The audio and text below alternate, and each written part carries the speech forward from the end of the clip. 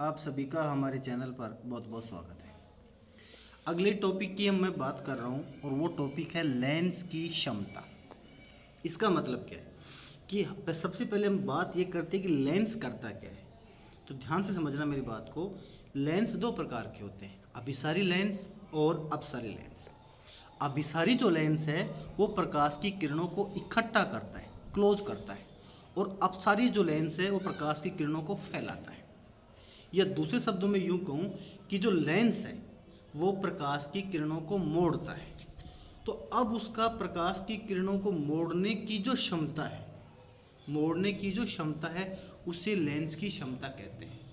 तो सुन लीजिए, को किसी लेंस द्वारा आपतित प्रकाश किरणों को मोड़ने की क्षमता को लेंस की क्षमता कहते हैं।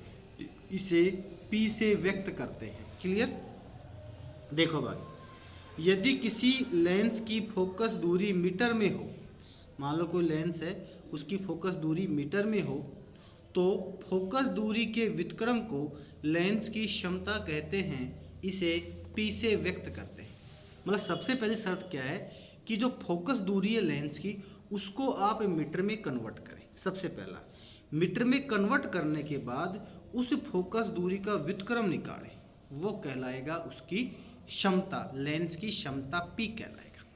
तो P बराबर हो गया 1/f, लेकिन शर्त क्या है, f की वैल्यू किस में है, मीटर में है। आगे देखो बाब, लेंस की क्षमता का मात्रक डायोप्टर कैपिटल D होता है। मतलब P का जो मात्रक है वो 1/मीटर हो जाएगा इसके अनुसार से, और उस 1/मीटर को डायोप्टर कहते हैं। क्या कहते हैं? डायोप्टर कहते हैं। और उस डायोप्टर को कैपिटल D से व्यक्त करते हैं। तो कोई पूछे हमसे कि लेंस की क्षमता का मात्रक क्या है, तो आप कहोगे डायोप्टर। और डायोप्टर को किस सिंबल से रिप्रेजेंट करते हैं, तो आप कहोगे कैपिटल D से रिप्रेजेंट करते हैं। आगे देखिए, उत्तल लेंस की क्षमता धनात्मक तथा अवतल लेंस की क्षमता ऋणात्मक होती है। इसका मतलब है कि जो उत्तल लेंस है उसके लिए कैपिटल D का मान पॉजिटिव होता है और अवतल लेंस के लिए कैपिटल D का मान नेगेटिव होता है। या यूं कह दूं, जो प्रकाश की किरणों को इकट्ठा करता है उसके लिए कैपिटल D का मान पॉजिटिव होता है, और जो प्रकाश की किरणों को फैलाता है उसके लिए कैपिटल D का मान नेगेटिव होता है। ये आपको अच्छे से याद रखना है। अब जो अगला टॉपिक है वो काफ़ी इम्पोर्टेंट है, और इस टाइप का टॉपिक हम पहले भी पढ़ चुके हैं। जो लेंस मेकर के सूत्र में हम पहले पढ़ चुके हैं, वैसा ही काम इसमें आएगा। लेकिन इसको पढ़ने से पहले आप लेंस सूत्र पढ़िए। लेंस सूत्र का प्रूफ सिलेबस में आजकल नहीं दे रखा है, तो आपको डायरेक्ट मैं बता रहा हूँ, ये लिख रखा है लेंस और सूत्र। और लेंस सूत्र बराबर होता है, लेंस सूत्र है 1/v माइनस 1/u बराबर 1/f। ये तो होता है लेंस सूत्र। और दर्पण समीकरण का प्रूफ हमने पढ़ ही लिया था, ये होता है 1/u प्लस 1/v बराबर 1/f। ये क्या है? दर्पण समीकरण। इन दोनों को आप अलग अलग अच्छे से याद करें कि लेंस सूत्र में v पहले और u बाद में आता है और बीच में माइनस का चिन्ह आता है, और दर्पण समीकरण में बीच में प्लस का चिन्ह आता है और u और v दोनों आते हैं। क्लियर? पर साथ में दर्पण समीकरण में r आता है और इसमें f आता है। देखिए आगे देखिएगा, इसमें ये गलत लिख रखा था, r नहीं था, 1/f ही आएगा। दोनों में 1/f है। तो दर्पण समीकरण में बीच में पॉजिटिव का चिन्ह आता है और लेंस सूत्र में बीच में नेगेटिव का चिन्ह आता है। पर नेगेटिव वाले के साथ ये ध्यान रखना, पहले v आएगा और बाद में u आएगा। अब समझो आप इसको, मतलब ये टॉपिक है पतले लेंसों का संयोजन। इसका मतलब ये हो गया, अगर हम दो लेंसों को संयोजित कर दें, एक साथ रख दें, तो जो एक साथ मिलकर जो नया लेंस बन रहा है उस लेंस की फोकस दूरी कितनी है, या यूं कहूँ उस लेंस की क्षमता कितनी है। अगर आपने कभी देखा हो, जब हमारी आंखों की दृष्टि कमज़ोर हो जाती है और हम डॉक्टर के पास चेकअप के लिए जाते हैं, तो हमें एक चश्मा पहनाते हैं और चश्मे में कई लेंस डालते हैं। जैसे कोई लेंस डाल के देखा, फिर पढ़ा के दिखाते हैं, फिर दूसरा लेंस डाल के देखा, फिर पढ़ा के देखा, तो उसमें 2-2 3-3 लेंस एक साथ रख देते हैं। फिर उससे नंबर का डिसाइडमेंट करते हैं कि भाई कितने नंबर का चश्मा बनेगा। जैसे 3 लेंस रख दिए 0.5 डायोप्टर के, तो इसका मतलब 1.5 डायोप्टर 1.5 डायोप्टर का लेंस वहाँ चढ़ेगा। ये ऐसा पहले होता था, आजकल सब कंप्यूटर से चेक होने लग गया है और कंप्यूटर से ही सीधा पता लग जाता है। अब इसकी आवश्यकता इतनी नहीं है, पर जिस हॉस्पिटल में ये पुराना सेटअप हो वहाँ पर इसे देखा जा सकता है।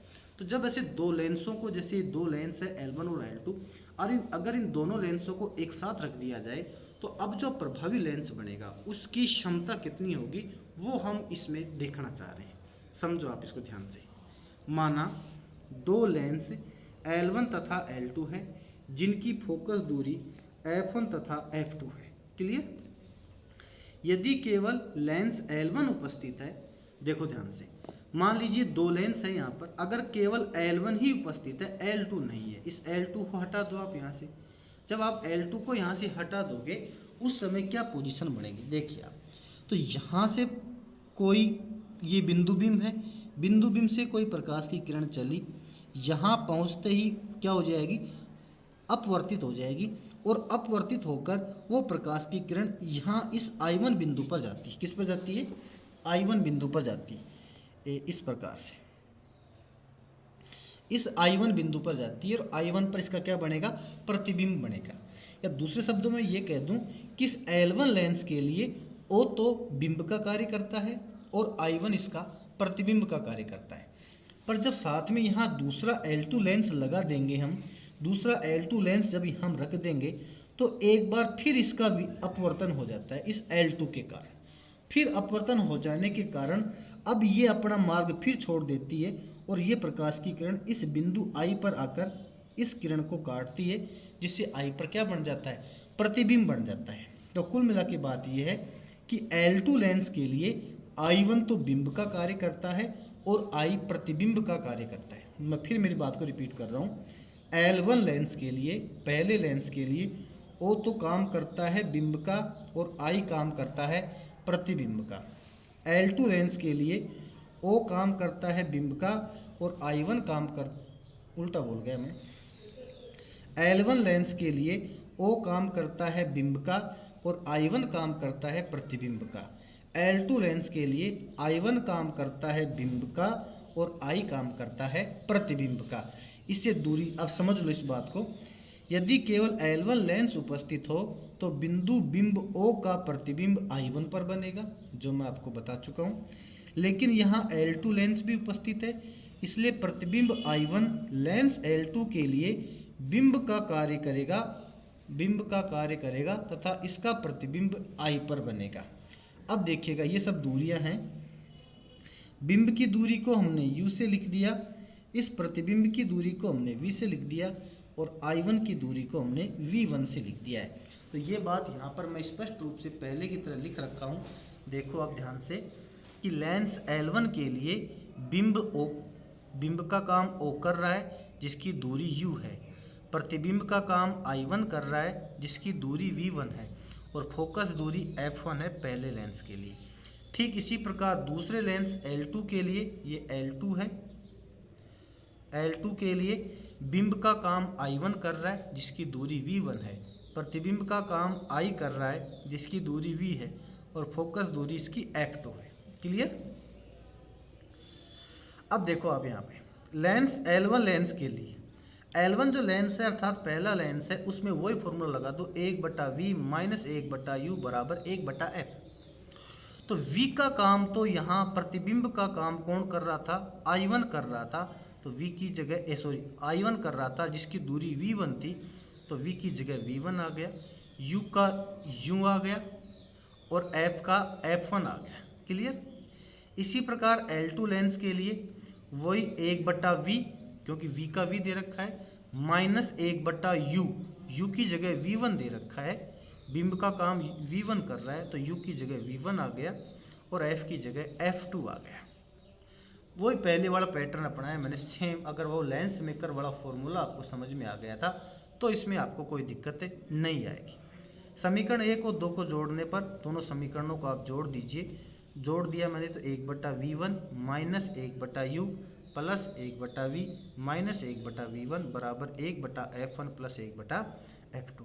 इससे ये कट जाएगा और 1/V माइनस 1/U बराबर 1/F1 प्लस 1/F2। क्लियर? अब आगे देखो, ये हो गया समीकरण नंबर 3।